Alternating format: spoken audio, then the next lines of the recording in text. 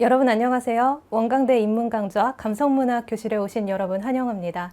저는 진행을 맡은 임은영입니다. 네, 이번 시간 함께 해주실 분은요, 서정적인 시로 우리 독자들의 사랑을 정말 많이 받는 분입니다.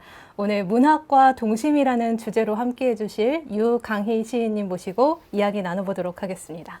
네, 시인님 안녕하세요. 예, 안녕하세요. 네, 우리 시청하고 계신 여러분께 인사 한 네. 말씀 부탁드리겠습니다. 안녕하세요. 유강희입니다.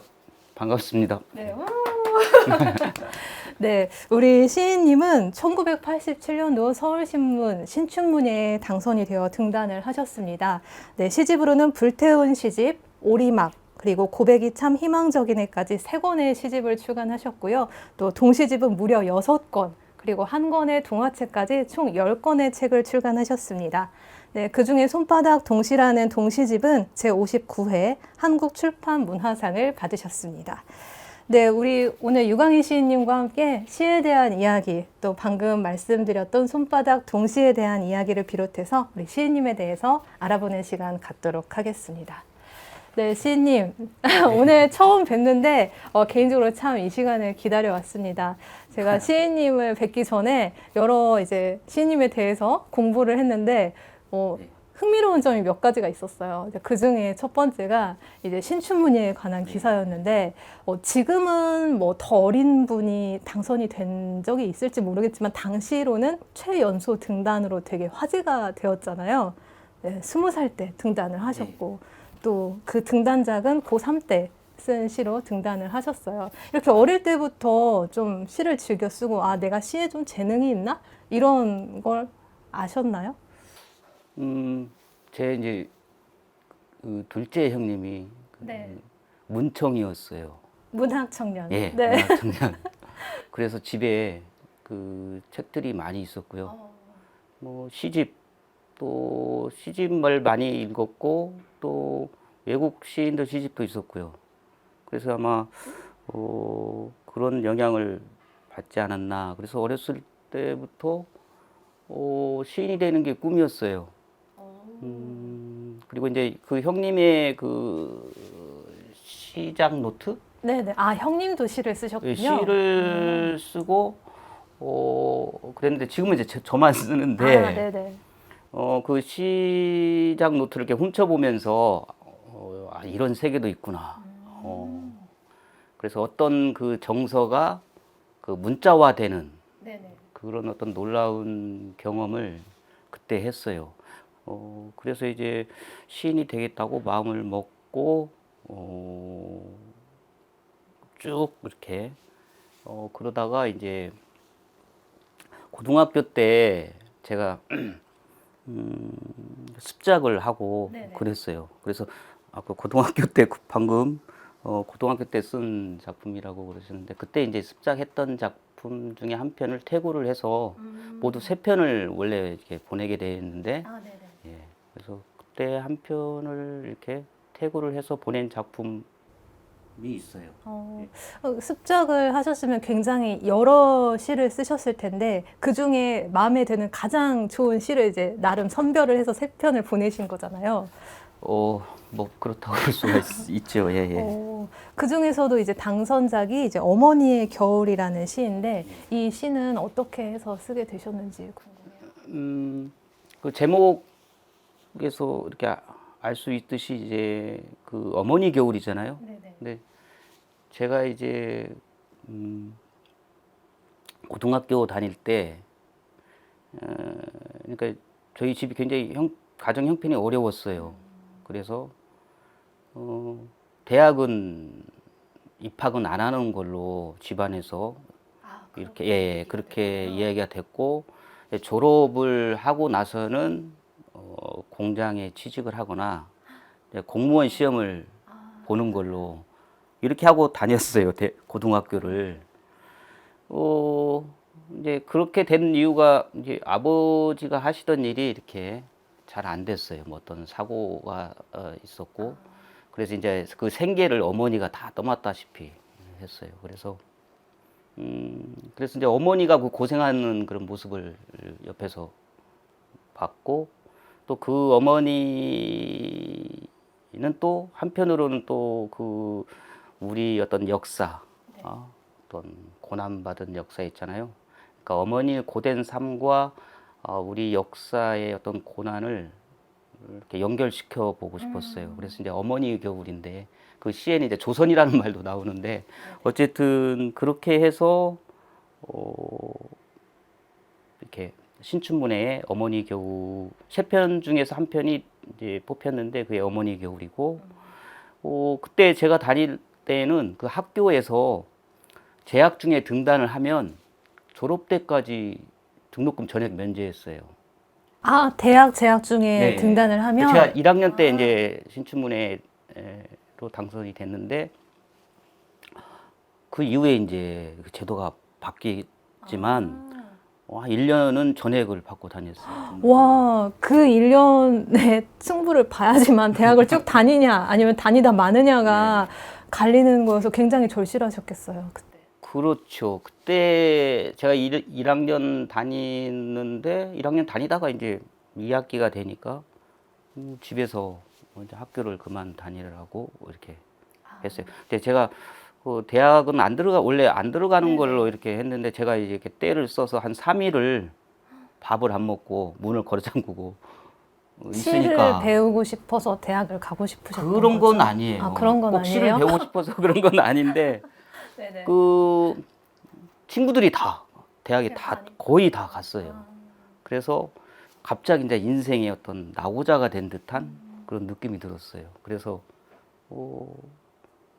나도 가야 되겠다. 그렇게 하고 갔는데 아니나 다를까 2학기 때는 이제 못 다니게 형편이 돼서 근데 그때 마침 신춘문예라는 걸 어떤 분이 알려줬어요. 이런 게 있다.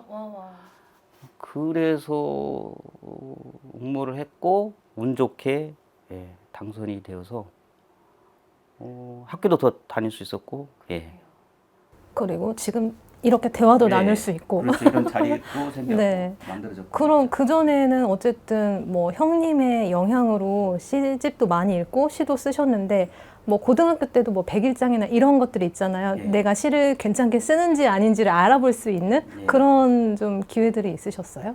그러니까 제가 이제 대학을 입학을 포기한 상태니까 책은 많이 읽었어요. 다른 친구들은 대학 입시 공부를 하는데 나는 시집 소설 뭐 이런 거 읽고 그랬어요. 그러다 보니까 이제 아무래도 시를 쓰게 되고 그래서 뭐 교지나 이런 데 발표도 되고 그렇지만 큰 뭐 어떤 백일장에 나가서 장원은 못하고 뭐 차 뭐 이런 뭐 이런 그 시조를 좀 썼던 것 같아요. 그때 시조도 좀 쓰고 그렇게 지냈어요. 그런데 이제 그 당시에 이렇게 읽었던 시집들이 대부분 막 태폐적이고 염세주의적이에요. 그랬어요? 그러니까 너무 학교 다니는 게 다른 친구들은 다 이렇게 대학에 가기 위해서 열심히 공부하는데 혼자 이렇게 외톨이처럼 그랬던 것 같아요. 지금 생각해 보니까. 그렇게 해서 어쨌든 좋은 결과를 이뤘고 대학까지 이제 무사히 졸업을 하게 되셨는데 뭐 둘째 형님의 영향으로 시를 시작했지만 우리 시인님의 시심에 영향을 주신 분은 또 어떤 다른 분이 있을까 궁금해지더라고요.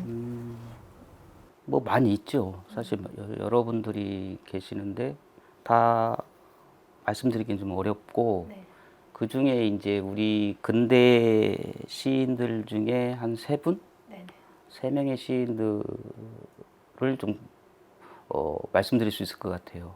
첫 번째 시인으로 김소월 시인인 김소월의 어떤 그 근원적인 어떤 절규성 같은 게 있어요. 김소월 시인한테는.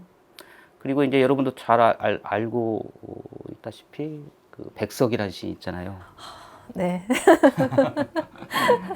백석의 그 방언의 활용 같은 거 그런 거 있는데 그게 어떻게 보면 굉장히 촌스러운데 방언이라고 하는 게 그 촌스러움을 굉장히 세련화시키는 어떤 시적인 장치 이런 건 좀 배워야 될 만한 게 아닌가 그런 생각이 들었고요. 그 다음에 이제 윤동주 시인, 윤동주 시인의 어떤 그 윤동주 시인도 동심이 있거든요. 그 동심의 순결성 같은 거 이런 것들이 영향을 주지 않았나. 또 많은 시인들의 영향을 받고 또 원래 또 시에 대한 재능이 있으시고 해서 뭐 신춘문예로 등단을 하셨고 그 뒤로 계속 시를 쓰셨을 텐데 첫 번째 시집이 나오기까지는 또 등단으로부터 무려 9년이나 흘러서 첫 번째 시집이 나왔잖아요. 예. 시집 제목이 뭐 어마어마해요.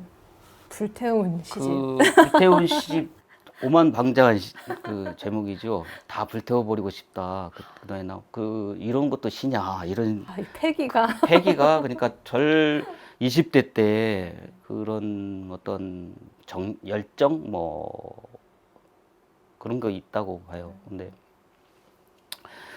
그것이 이제 밖으로 향하기도 하고 저 내부로 향하기도 하는데 그런 어떤 불태운 시집이라는 것은 사실은 어쨌든 그런 어떤 열정의 어떤 분출 같은 거, 감정의 폭발 이런 것들이 20대 때 있었던 것 같아요. 그때 제가 이제 서울에서 졸업을 하고 서울에서 한 10년을 살았어요. 서울에서 어떤 걸 하셨나요? 출판사에도 있었고 잡지사에도 있었고 뭐 광고 대행사 이런 데도 있었어요. 있다가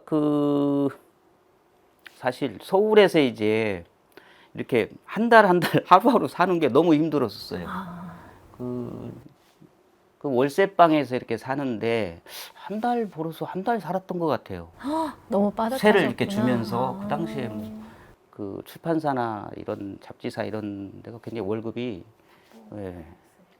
아주 그 한 달 벌어서 한 달 살 정도의 어떤 그런 게 월급이 박했었는데 그러다 보니까 이제 그 시를 못 썼어요. 시를 못 쓰고 돈도 못 벌고 시도 못 쓰고 슬픈 나날들이었는데요.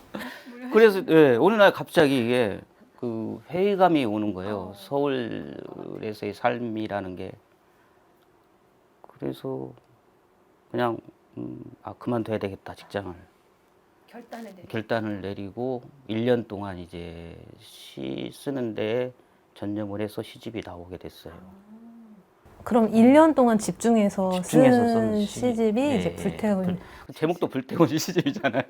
뭔가 조금 각오가 있는. 그렇게 또 첫 번째 시집, 불태운 시집을 냈고, 어쨌든 서울에서 정리를 하고 다시 시를 써야겠다고 마음먹은 것은 앞으로 계속 시인으로서의 정체성을 가지고 살겠다. 이런 결심도 있으셨을 것 같은데, 이 또 두 번째 시집도 또 9년 만에 내시더라고요. 그렇죠. 서울에서 한 10년 살았는데, 나중에 이제 제가 살던 곳이 재개발이 되면서 제가 이문동에 살았는데요. 저기 서울 그 이문 성당이 있고 옆에는 근데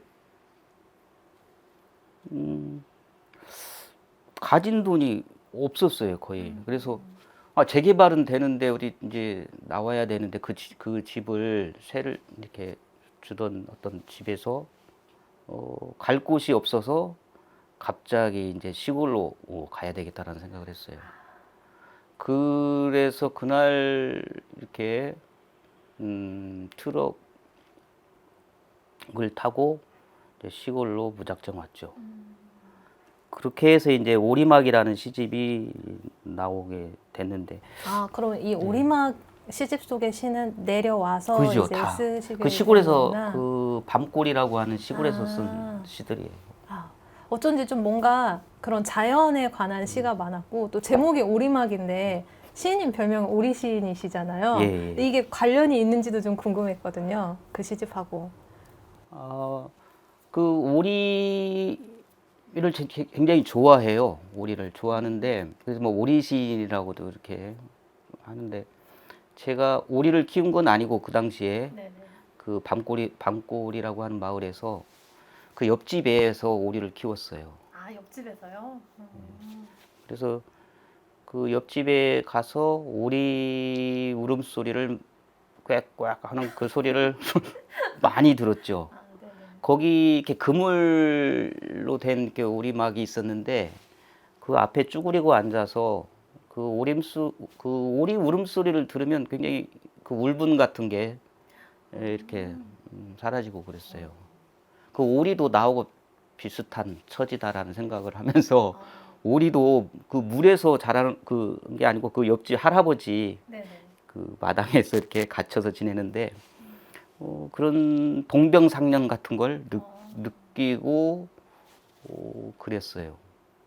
그리고 이제 그 오리 이야기는 뭐 그 뒤로도 제가 오리에 대해서 시를 그때 오리에 대해서 몇 편을 썼어요. 그 오리막이라고 하는 시집의 연작 시로 3편인가 들어 있는데 예. 그때 이제 그런 시를 썼고 그러니까 오리를 보면 그 굉장히 유쾌해져요. 그 우울한 마음이 그 소리 때문일까요? 그죠? 꽤? 꽥꽥 소리도 있고 그 뒤뚱거리는 모습. 예.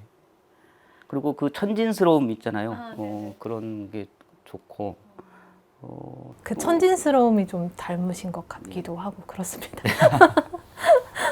그리고 저도 물을 좋아하는데 오리도 물에 이렇게 있고 그래서 저녁 무렵이면 계속 오리막에 가서 이렇게 쭈그리고 앉아서 오리 울음소리를 듣곤 했죠.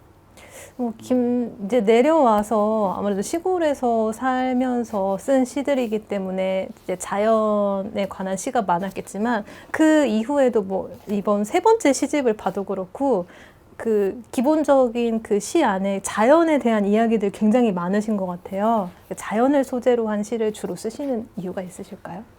특별히 제가 자연을 의식하고 쓴 적은 한 번도 없는 것 같아요.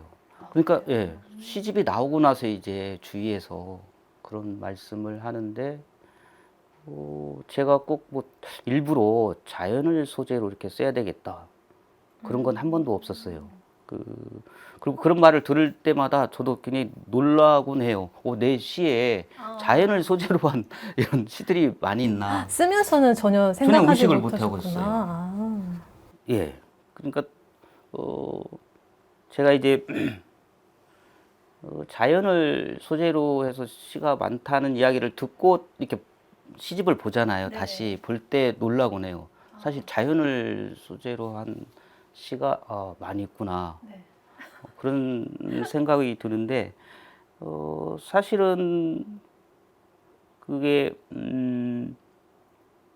순수한 자연을 노래하는 시편은 아니거든요. 그 시가 보면 자연을 통해서 어떤 지금의 어떤 이곳의 삶과 어떤 꿈을 이야기하는 거지 자연 그 자체 예전에 무슨 뭐 총독파 시인들도 있고 그러지만 순수하게 자연을 노래하지는 않아요. 그 자연은 하나의 비유고 은유죠. 그래서 어떤 시적 은유로서 자연을 끌어오고 또 저에겐 그게 하나의 어떤 자연스러운 어떤 현상이다라고 말할 수가 있겠네요. 아, 그렇군요. 또 제가 이제 3번째 시집을 한번 가져와 봤는데 고백이 참 희망적이네라는 시집입니다. 이것도 9년 만에 나오려나 했는데 13년 만에 나왔더라고요. 근데 시인님 아마 그간 시를 계속 많이 꾸준히 쓰셨을 것 같은데 굉장히 이제 오랜만에 3번째 시집이 또 나왔습니다. 제가 오랜만에 시집이 그죠. 그 첫 시집도 등단하고 나서 한 9년 만에 나왔나요? 2번째 시집도 그렇고 일부러 그런 건 아니고요. 어떻게 쓰다 보니까 저는 그걸 의식은 못 하거든요. 이렇게 내가 이렇게 너무 시집을 너무 간격이 시집 내는 간격이 너무 이렇게 그래서 저는 그만큼 퇴고의 시간을 오래 거치시나 이런 생각도 해봤어요. 그런 건 아니고요. 어떻게 쓰다 보니까 그렇게 됐는데 그걸 뭐라고 해야 될지는 잘 모르겠지만 어떤 그 와중에도 저는 시에 대해서 끊임없이 고민을 하고 뭐 그랬거든요. 그런데 어쨌든 시집으로 묶어 나오기까지는 네, 많이 여러 가지로 이렇게 좀 힘든 과정이 있었던 것 같아요. 이 세 번째 시집 제목이 고백이 참 희망적이네요. 이제 제목이 너무 저는 인상 깊었거든요. 그래서 이 안에 혹시 고백이 참 희망적이네라는 시가 있나 봤는데 그런 건 아니었어요. 네. 이 제목이 탄생하게 된 그 계기가 너무 궁금해지더라고요. 그거 원래 이제 시집을 내다 보면 제목 가지고 출판사하고 이렇게 편집부하고 이야기를 하잖아요. 근데 이제 제가 이거 뽑은 제목이에요. 원래 이렇게 제목을 한번 이렇게 뽑았는데 출판사에서도 이 제목이 좋다고 해서 이렇게 한 건데 그 고백이 참 희망적이네라고 하는 시는 그 20살 라일락이라고 하는 시에 있는 한 글이거든요. 시구인데 그걸 이제 제목으로 썼어요. 근데 20살 라일락이라고 하는 시 안에 이제 어떤 분 이야기가 있는데 그분이 자기가 어려서 그 두더지를 삶아서 먹었다라고 하는 이야기가 나와요. 근데 그게 이제 자기가 약으로 어렸을 때는 약으로 이걸 먹었는데 그 이야기를 듣고 깜짝 놀랐어요. 이분 이렇게 말하시는 분이 여자분인데 이런 말을 하기가 쉽지는 않다고 생각이 들거든요. 그래서 거기에서 어떤 건강한 어떤 고백, 힘 이런 걸 느꼈어요. 그래서 그 부분을 이렇게 제목으로 하고 그랬던 것 같아요. 그렇구나. 이 시집 안에 또 인상적이었던 게 돌에 대한 시가 몇 편 있는데 저는 이 중간 한 3분의 1 지점에 있는 이 돌아하고 부르는 이 시를 읽고 눈물이 핑 도는 거예요. 아니 얼마나 돌을 좋아하면 이렇게 돌에게 애틋하고 다정스러울 수 있을까, 네, 이런 생각도 들면서 찬찬히 이제 목차를 살펴보니까 맨 처음 시하고 마지막 시도 돌에 대한 시예요. 이렇게 좀 배치를 한 게 시인님의 의도이신지 아니면 우연이신지, 또 왜 이렇게 돌을 좋아하시는 건지 궁금합니다. 일부러 그런 건 아니고요. 네. 나중에 알았어요.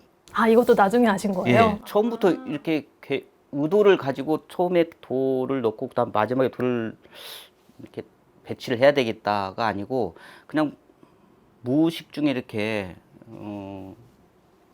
그렇게 배치를 했는데 뒤에 해설을 쓰신 분이 이제 그걸 이렇게 말씀을 하셨더라고요. 그래서 깜짝 놀랐어요. 그때 아신 거예요? 예, 내가 이렇게 배치를 했구나.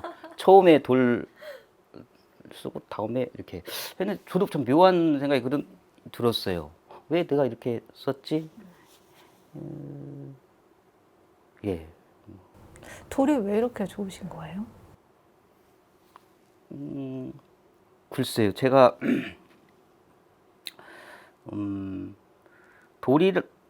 돌은 어떤 여백이 시고 침묵이 시라는 걸 가르쳐주는 어떤 스승 같은 존재라는 생각이 들었어요. 어느 순간에. 그래서 그 가만히 있는 돌하고 이렇게 대화할 때 어떤 상상력이 어떤 무한 우주가 되는 듯한 느낌, 그런 느낌을 가졌고요. 일반적으로 이제 시는 여백이 있어야 한다고 하는데 저는 여기서 더 나아가서 그 여백이 시고 침묵이 시다라는 생각을 가지고 있거든요. 여백이 시고 침묵이 시다. 그러니까 시는 여백이 있고 침묵이 있어야 된다는 건데 그게 아니고 저는 여백이 바로 시고 침묵이 시다라는 그런 생각을 가지고 있어요. 그래서 제가 이제 시 창작을 강의할 때 이 말을 자주 강조해요. 그 이제 돌에 대해서 쓴 시들은 굉장히 많을 거예요. 나무와 돌. 네네. 그죠? 굉장히 나무와 돌은 대조적인 것 같아요. 어떤 나무는 살아있는 어떤 생명체고 돌은 무생물인데, 그래서 어떻게 보면 삶과 죽음, 나무와 돌 이렇게도 볼 수 있겠고요. 그래서 돌이라고 하는 건 끊임없이 어떤 상상력을 자극하는 어떤 존재다라는 생각이 들어요. 네, 이 돌이 어떤 상상력을 자극하고 또 여백이 시고 침묵이 시다. 그런데 이제 좀 그게 돌에게서 약간 그런 어떤 비슷한 감정을 좀 느끼셨던 것 같기도 해요. 예. 네. 이렇게 세 권의 시집에 대해서 얘기를 좀 나눠봤는데 이쯤에서 우리 시인님의 시를 한번 들어보고 싶거든요. 네. 오늘 우리 시청자 여러분께 한 편 들려주신다면 좋을 것 같은데 어떤 시를 좀 들어볼 수 있을까요? 돌에 대해서 이야기를 했으니까요. 네, 돌이란 시를 한번 낭독하고요. 네네. 그 다음에 한 편 더 네. 낭독할게요. 아, 네. 좋습니다. 먼저 돌이라는 시를 시인님의 목소리로 들어보도록 하겠습니다. 돌. 아직 던져지지 않은 돌. 아직 부서지지 않은 돌. 아직 정을 맞지 않은 돌. 아직 푸른 이끼를 천사의 옷처럼 두르고 있는 돌. 아직 말하여지지 않은 돌. 아직 침묵을 수업 중인 돌. 아직 이슬을 어머니로 생각하는 돌. 그리고 잠시 손에 쥐었다 내려놓은 돌. 아직 조금 빛을 품고 있는 돌. 네. 예. 아, 이 시는 어떤 내용을 좀 표현하고 싶어서 이렇게 쓰게 되셨는지요? 제가 혼자 이렇게 산책하는 경우가 많이 있거든요. 네. 그 집 옆에 건지산이 있고 그러는데, 그래서 자주 돌을 보게 돼요. 그러면서 이제 이 돌에 대해서 많이 생각하게 되고, 그러다가 이제 이 시를 이제 쓰게 됐는데, 여기 나오는 그 부분처럼 아직 이슬을 어머니로 생각하는 돌이라는 부분이 있죠. 그래서 그 돌이 어떤 생명이 없는 거잖아요. 네. 돌은 무생물인데 그 돌에서 어떤 생명력을 찾고 어떤 사라져간 어떤 빛을 품기를 어떤 바라는 그런 마음이랄까요? 어떤 인내 같은 거. 그 돌을 통해서 그러니까 아직 부서지지 않은 돌이라고 했는데 돌은 어떤 소멸을 향해서 갈 수도 있는 거잖아요. 그런데 그 소멸이 아니고 어떤 여기서 이슬을 어머니로 생각하는 것처럼 어떤 생명력, 어떤 생명을 꿈꾸는, 그래서 조금 빛을 품고 있는 돌이라고 이렇게 표현을 했는데, 사라져가는 게 아니다. 소멸이 아니다. 어떤 생명을 잉태하고 있는 어떤 돌, 물상 이런 걸 표현하고 싶었어요. 잘 모르겠네요. 잠시 손에 쥐었다가 내려놓는 돌이라고 네. 하셨는데 이건 어떤 의미일까요? 그러니까 잠시 손에 이건 그러니까 돌이 어떤 무생명이지만 하나의 존재로서 내가 감히 이 돌을 어떻게 할 수 없는 하면 안 된다라는 거죠. 그러니까 잠시 내가 손에 쥐을 수는 있지만 이 존재를 내 마음대로 어디다 옮겨 놓는다거나 예, 어떻게 한다 훼손한다거나 이러는 것은 이 돌이 가진 어떤 고유한 존재에 대한 어떤 모욕일 수도 있고 예, 생각을 하셨구나. 그런 생각이 좀 들었고요. 어쨌든 늘 이렇게 돌을 보면 괜히 그 말 걸고 싶고 뭔가 이런 거 있잖아요. 그 돌 속에도 피가 흐르는 것 같고, 돌 속에도 어떤 눈물이 있을 것 같고, 꽃이 피어 있을 것 같고, 그런 상상을 하는데, 어떤 상상력에 아주 좋은 어떤 진료가 아닌가라는 생각도 해요. 역시 시인님이셔서 그런지 상상력이 좀 남다르신 것 같고 돌이 많은 곳에 가면 여러 이야기가 좀 들리실 것 같아요. 그렇죠. 돌이 어떤 침묵이기도 하지만 사실은 그 침묵이 시에서는 침묵이 아니고 하나의 외침이거든요. 그래서 그런 의미를 한번 담아보고 싶었어요. 아, 그러셨군요. 두 번째로 소개해 주실 시는 어떤 시일까요? 두 번째로 소개해드릴 시는 나는 산불 감시 초소를 작업실로 쓰고 싶다. 네, 이것도 낭독을 좀 부탁드려도 될까요? 예. 그럼 나는 산불 감시 초소를 작업실로 쓰고 싶다. 어떤 작가는 성당을 작업실로 썼다지만 나는 산불 감시 초소를 작업실로 쓰고 싶다. 긴 철제 사다리가 마치 천국으로 가는 계단처럼 비스듬히 기대어 있는, 그러나 결코 천국에 가기 위한 것은 아님.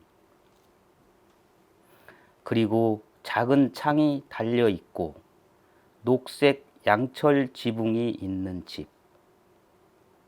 이 산불 감시 초소에서 한 계절을 나고 싶다. 나는 매일매일을 뜬 눈으로 지새일 것이며 밤에는 모르는 별의 문자를 해독하고 잠 못 드는 새의 울음소리를 채집하여 나의 자서전에 인용할 것이다. 그건 아직 먼 후의 일이지만, 그리고 나는 먼 구름을 애인으로 둔 늙은 바위로부터 겨우겨우 모은 전설을 바람의 피륙에 한 땀 한 땀 기록하리라. 나는 또 사라진 짐승들의 발자국을 쫓아 하루 종일 숲속을 헤맬 것이다. 나의 관심은 그러나 그것들에 있지 않다. 지금 살아있는 것들의 불타오르는 내면을 나의 열렬한 정부로 삼고 싶을 뿐. 멀리 도시의 불빛도 잠재우고 나는 홀로 외롭게 마음속 산적을 불러 그들과 함께 녹슨 칼을 푸른 숫돌에 갈며 절망이 타고 가는 말의 급소를 노릴 것이다. 마침내 나는 산불을 지르고 도망칠 것이다. 비겁의 검은 숲을 모조리 불태울 것이다. 아직 펄펄 숨쉬는 짐승들의 시간을 불러올 것이다. 비명, 비명, 비명의 바윗돌을 구르게 할 것이다. 나는 미친 듯 길길이 산비탈을 뛰어내려오며 결국 아무것도 태울 수 없는 빈 산이 내 안에 있음을 숨죽여 몸서리 칠 것이다. 뭔가 그 첫 번째 시집 제목에서 느껴졌던 그 시인으로서의 어떤 패기 약간 이런 것들도 살짝 보이는 것 예. 같고 그렇습니다. 태우는 이런 걸 좋아하는 그러니까요. 이런 계속 뭘 자꾸 태우셔가지고. 뭘 태우고 한다는 건 어떤 시적 정화 같은 게 아닌가라는 생각이 드네요. 근데 결국 아무것도 태울 수 없는 빈산이 내 안에 있음을 숨죽여 몸서리칠 것이다. 이렇게 마무리를 지어주셨습니다. 네. 어떤 마음으로 이 시를 쓰게 되셨는지요? 그러니까 이 산불 감시초소 아시죠? 네. 산에 가면 다 있죠. 제가 얼마 전에 이제 시 쓰는 분들이 저를 찾아와 주셔서 제가 건지산을 같이 산책한 적이 있어요. 네. 그때 이제 저 산불 감시초소를 딱 보여주면서 저걸 보고 썼다. 네. 그랬더니 다들 애게애게하고 웃는 거예요. 산불 감시초소가 너무 조그맣고 네. 건지산이 아주 낮잖아요. 그래서 그거 보고는 뭐 웃으시더라고요. 그분들이 이제 아주 높은 산에 있는 어떤 엄청 큰 그 산불 감시초소를 이제 기대했던 모양이에요. 근데 아주 조그맣고 아담한 그게 있으니까 너무 우스웠던 모양이에요. 그 어떤 정화 의식 같은 거 있잖아요. 어떤 산불이라고 하는 건 또 태운다는 것은 어떤 정화한다는 건데 또 새롭게 어떤 걸 출발할 수 있는 어떤 의식 같은 건데 또 한편으로는 정말 그 감시초소에서 글을 쓰고 싶을 때가 많아요. 늘 비어 있잖아요. 그게 너무 좋은 장소에. 그래서 그걸 국가나 어디 단체에서 작가 시인들에게 그 작업실로 이렇게 산불도 이렇게 감시하면서 그러면 얼마나 좋을까라는 생각을 했어요. 다 비어 있잖아요. 엄청 많은 숫자의 그 산불 감시초소가 있는데 아주 좋은 그 장소일 거라는 작가에게는 그런 생각을 해봤어요. 또 돌도 볼 수 있고 나무도 볼 수 있고. 그럼요. 별도 네. 볼 수 있고. 네. 시 쓰기에는 최적의 예. 장소인데요. 아주 뭐 일부러 고독할 필요도 없이. 예. 작가들이 아마 작업실로 쓰기에는 그만한 공간이 또 없을 거라는 생각이 들어요. 그래서 그걸 좀 정책적으로 좀 제안을 예, 괜찮은 것 같아요. 일단 건지산 거기부터. 그러면 굉장히 많이 홍보도 되고, 예, 또 정말 산불도 이렇게 보게 되고, 감시도 되고, 네. 예, 비어 있는 것보다는 두루두루 그게, 좋을 예, 것 같아요. 시인님께도 좋고 또 산불 안전에도 좋고. 대신 이제 금연해야겠죠, 거기서는. 아, 그렇죠. 금연해야죠. 산에서 무조건 예. 금연해야 됩니다. 네, 우리 시인님과 또 세 권의 시집에 관한 이야기도 나누고 시도 들려주셨는데 또 우리 시인님 하면 빼놓을 수 없는 게 동시입니다. 시집은 굉장히 오랜만에 한 권씩 출간을 예. 해주셨는데 동시집은 무려 6권을 내셨어요. 이렇게 동시를 쓰게 된 계기가 있으셨을까요? 그 계기가 된 거 이제, 그 안도현 선생님이 네. 이제 처음에 그 동시 몇 편을 보여달라고 하셨어요. 그래서 5편을 보여드렸더니 와 좋다고 하시면서 시집으로 내자. 아, 5편만 보시고는 예, 동시집을 그래서 내자. 이제 그 말씀이 나오고 나서 한 2년 만에 나온 것 같아요. 동시집이 오리발에 불났다라고 네네. 하는 동시집인데 거기도 오리가 나오죠. 그러니까요. 예, 예. 그럼 그전에는 동시를 염두에 둔 적이 없는데 없었어요. 안도현 시인님의 제안으로 쓰다 보니까 시집까지 나오시게 예. 된 거예요? 아. 그래서 제 안에 그런 어떤 동심이라고 하는 게 있었나 놀라울 정도로 그 뒤로 그래서 지금 한 6권 되죠. 그 중에서 또 가장 화제가 되고 또 많은 사랑을 받는 게 이제 손바닥 동시라는 동시집인데 이 손바닥 동시가 뭔지 모르시는 분들은 궁금하실 것 같아요. 손바닥 동시가 무엇인가요? 손바닥 동시는 하나의 시 장르가 됐는데요, 이제 하나의 그 장르를 직접 예, 만드신 거죠. 그죠. 네. 그게 이제 동시, 이게 정형 동시라고 볼 수가 있어요. 정형 동시. 정형 동시인데 그걸 제가 처음 시도를 해서 이제 만들었는데요. 그게 이제 우리나라에는 그러니까 정형 동시라고 할 수 있는 게 동시조라는 게 있어요. 아, 동시죠. 네, 시조는 시조인데 아이들이 네. 읽을 수 아. 있게 한 게 동시조고, 네네. 저는 이제 손바닥 동시라고 하는 이름을 붙여서 쓰게 됐는데, 이게 2006년도에 처음 손바닥 동시라고 하는 걸 쓰게 됐어요. 아, 2006년도 꽤 그래도 시간이 그죠? 흘렀네요. 지금 오랫동안. 한 10 몇 년 됐죠? 네네, 16년, 17년. 예, 네. 그렇게 됐어요.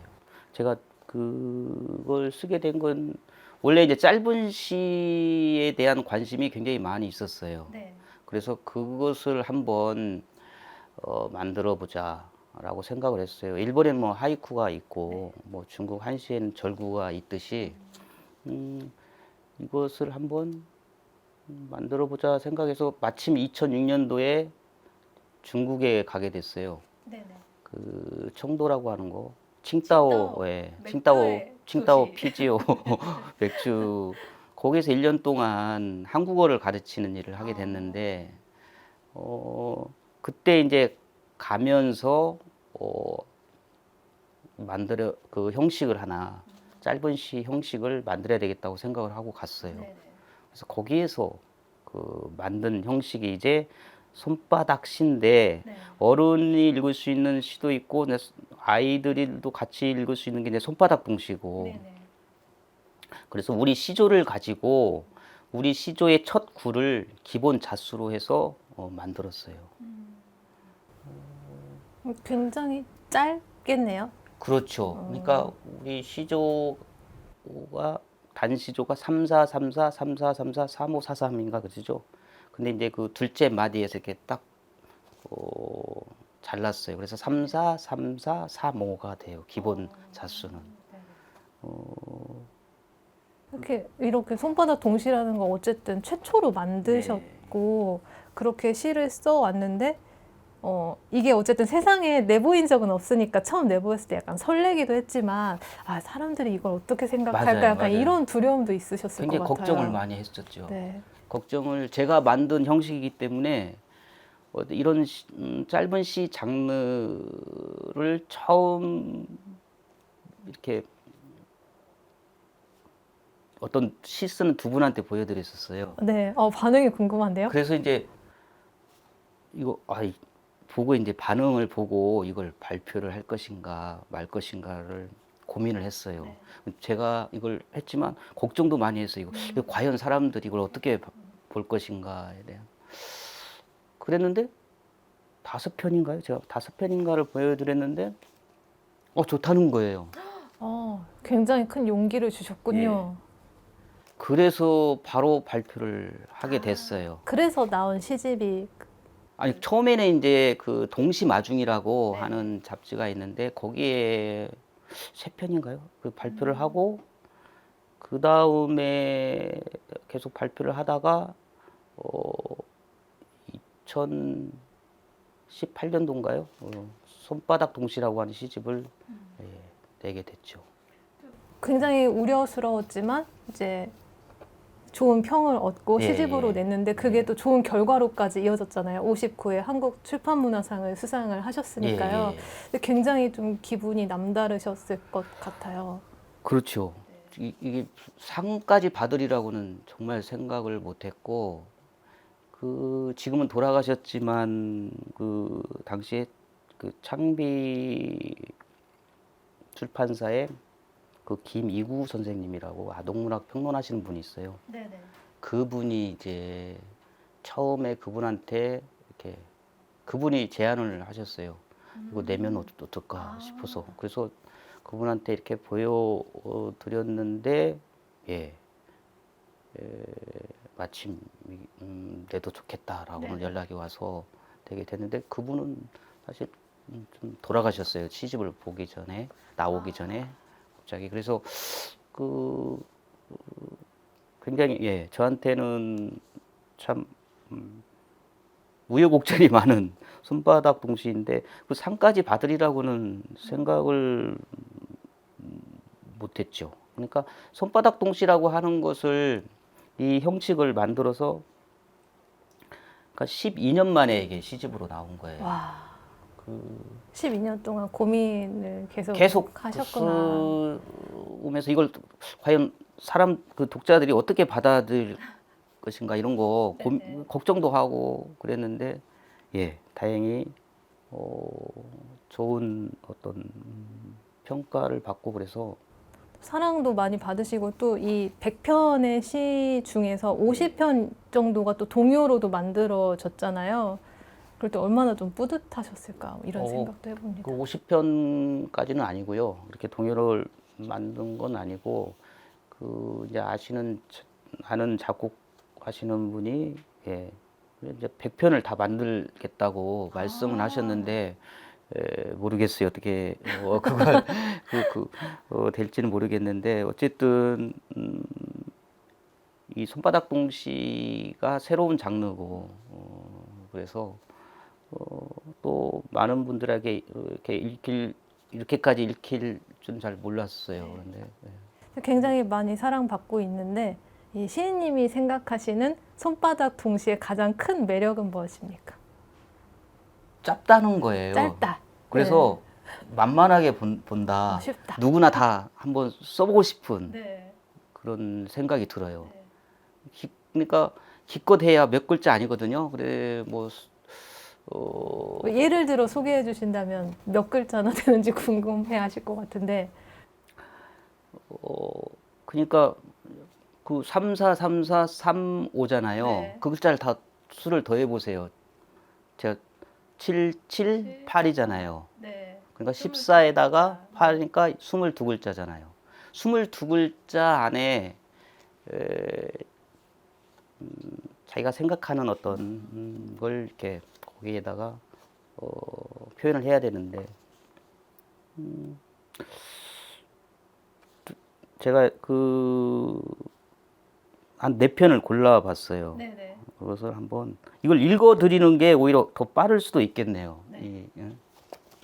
그 손바닥 동시를 그러니까 손바닥 동시집을 2권을 냈어요. 제가 그냥 그 장르명이기도 한데 손바닥 동시라고 하는 시집을 냈고 그 다음에 달팽이가 느린 이유를 이렇게 2권의 동시집을 냈는데 네. 전부 100편씩이죠. 그러니까 200편이 되는데 손바닥 동시에 실려 있는 시를 한번 먼저 2편을 읽어볼게요. 제가 이 시를 되면 읽고 제목을 이렇게 맞춰보라고 해요 아이들에게. 아, 제목을 맞춰봐라. 먼저 내용을 듣고. 예. 한번 맞춰보실래요? 웅덩이가 날개를 편다. 그 제목 맞춰볼 수 끝났어요? 있겠어요? 예. 웅덩이가 날개를 편다. 웅덩이가 날개를 편다. 아, 뭘까? 이렇게 수수께끼처럼 이렇게 문제를 내면 아이들이 굉장히 재밌어해요. 엉뚱한 또 답변들도 많이 나올 것 같아요. 어떻게 하면 웅덩이가 날개를 펼 수 있지? 이런 상상력을 자극하는 거죠. 제가 시간이 없으니까 제가 제목을 말씀해 드릴게요. 제목은 차가 지나갔다예요. 차가 지나가면 빗물이 이렇게 고여 있다가 이게 쫙 옆으로 퍼지잖아요. 그래서 웅덩이가 날개를 편다. 이렇게 아주 짧죠. 아주 짧은데 어떻게 이런 시를 쓰게 됐을까? 전 또 막 너무 신기해요. 어떤 순간을 굉장히 관심 있고 잘 포착을 해야만 되잖아요. 그렇죠. 그래서 이 손바닥 동시로 아마 아이들 뭐 어른들 할 거 없이 많이 만나보셨을 것 같은데 사실 보통 사람들은 시하면 어렵다라는 생각 많이 갖고 있잖아요. 그래서 이 손바닥 동시로 이야기하면은 쉽고 재밌다, 좀 친근하게 다가갈 수 있을 것 같은데 그렇게 만난 독자분들과의 손바닥 동시 이야기하면서 뭐 생각나는 에피소드가 있으실까요? 그 어떤 분은 이제 이런 이야기를 한 적이 있어요. 자기는 나는 손바닥 동시를 썼으니까 자기는 발바닥 동시를 뭐 손톱 동시, 뭐 이런 손톱, 손톱 동시. 뭐 이런 걸 써보겠다고 한 번도 있었어요. 아, 손톱동시라고 하면 몇 글자나 쓸 수 있을지. 아, 이 동시를 쓰려면 어쨌든 동심을 일깨워야 될 것 같은데 사실 어른이 되고 나니까 난 분명 동심을 가졌던 사람인데 그 동심을 다시 되찾기가 좀 힘들다는 생각이 들 때가 있어요. 우리 시인님은 동시를 자주 쓰시니까 동심을 자주 일깨우실 것 같은데 어떤 그런 동심을 쉽게 좀 일깨울 수 있는 그런 방법이 있으십니까? 글쎄, 저도 잘 모르겠어요. 그게 그 동심이라고 하는 게 어느 때 발현이 되고 그러는지 어떤 비법 이런 건 잘 모르겠어요. 저도 그 글쎄 그걸 어떤 순간적으로 어떤 느낌이 올 때가 있거든요. 근데 제가 막 동심을 갖자 이렇게 마음을 다진다고 해서 되는 건 아닌 것 같고, 그래서 그 동심의 순간이 어느 때 오는지는 이걸 뭐라고 단정 짓기는 참 힘든 것 같아요.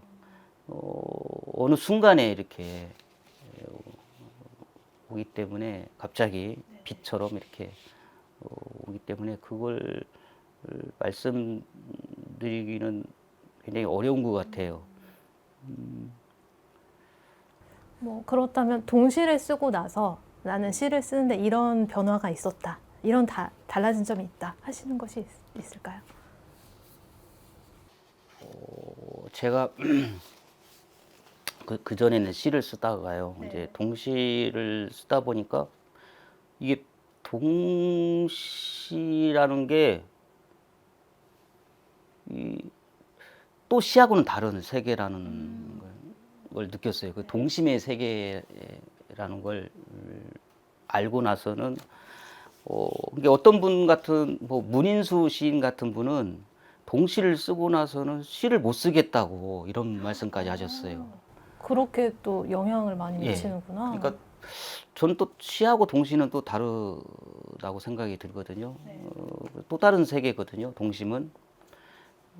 그래서 그 동심, 그러니까 제가 동시를 쓰고 나서 많이 이렇게 바뀌었다고 그럴까요? 어떻게 마음 이렇게 어떻게 세상을 바뀌셨을까요? 보는 어떤 시선이나 이런 게 좀 바뀐 것 같아요, 많이. 그러니까 그 뭐라고 해야 되나요? 그걸 이제 마음을 이렇게 비운다는 거, 좀 더 편안해지셨나요? 예. 그게 동심이라고 하는 게 참 묘한 것 같아요. 이렇게 제가 뭐 일부러 동심을 이렇게 갖는다고 해서 갖는 게 아니기 때문에 예. 자신도 모르는 사이에 어떤 순수한 마음의 어떤 그 상태가 될 때가 있거든요.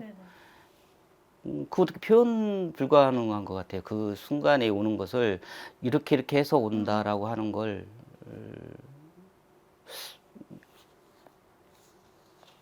어느 순간에 이게 도래하는 거. 그래서 그게 자기 마음대로 되지 않는다는 거.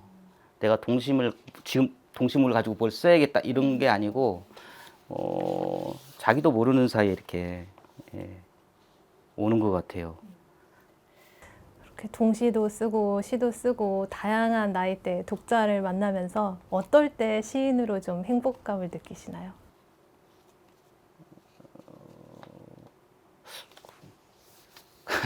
그 행복감 글쎄요. 어떨 때 제가 제 시를 쓰고 나서 마음에 들을 때 있잖아요. 네. 그런 때가 자주 있는 건 아니지만 그 어떤 시인은 뭐 가서 혼자 이렇게 막걸리를 마신다고 그래요. 그 마음에 예, 자기가 좋은 자기 마음에 드는 시를 우리 썼을 시인님은 때 마음에 드는 시가 딱 나오면 무엇을 하시나요?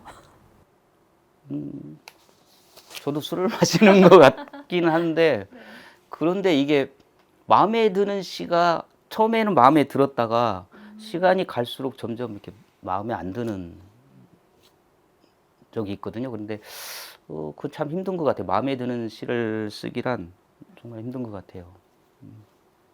그러면 시인으로서 행복할 시간이 많지는 않다는 얘기이신가요? 마음에 드는 시를 만났을 때 행복한데 그 시간이 적다라고 한다면 그 어떻게 보면 그러니까 시를 쓰는 순간 그 순간이 그 몰입할 때 그 느낌이 어떤 좋은 것 같아요. 그 몰입할 때의 느낌. 물론 이제 그 몰입하고 나서 그 작품이 좋다는 느낌까지 가지면 더 좋겠지만 그 몰입하는 순간 모든 걸 다 잊고 그 몰입하는 그 상태, 그 상태가 그 오히려 더 나중에 시를 쓰고 나서 마음보다는 그 몰입하는 상태, 그때가 그냥 좋은 것 같아요. 예. 그렇게 이 몰입해 있는 상태가 또 모아지면 다음 뭐 시집이나 동시집이 또 나올 거라고 생각이 되는데 앞으로의 계획 그리고 또 어떤 시를 계속해서 쓰고 싶으신지 궁금합니다. 그 앞으로 어떤 시를 쓰겠다 뭐 이런 것보다는 글쎄요. 그 제가 이제 이런 이런 말을 이렇게 드리고 싶은 게 있는데요. 그러니까 단순하면서도 오묘한 깊이를 지닌 시를 쓰는 게 제 어떤 궁극의 어떤 거거든요. 어떤 시를 쓰고자 하는 어떤 마음인데 단순하면서도 오묘한 깊이를 지닌 시를 쓰고 싶어요. 그래서 이제 손바닥 시도 쓰게 되고 그런 건데요.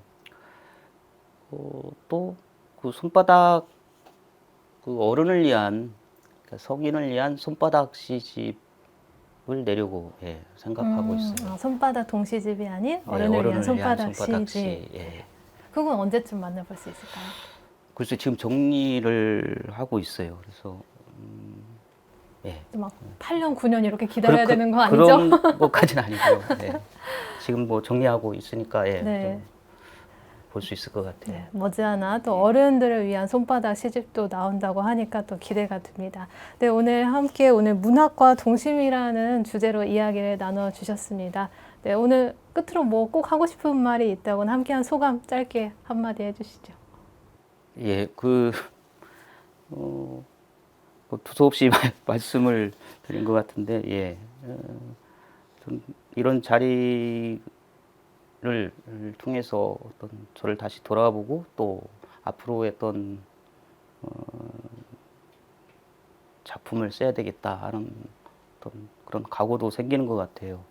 그래서 하여튼 고맙습니다. 이런 네. 자리를 마련해 주셔서.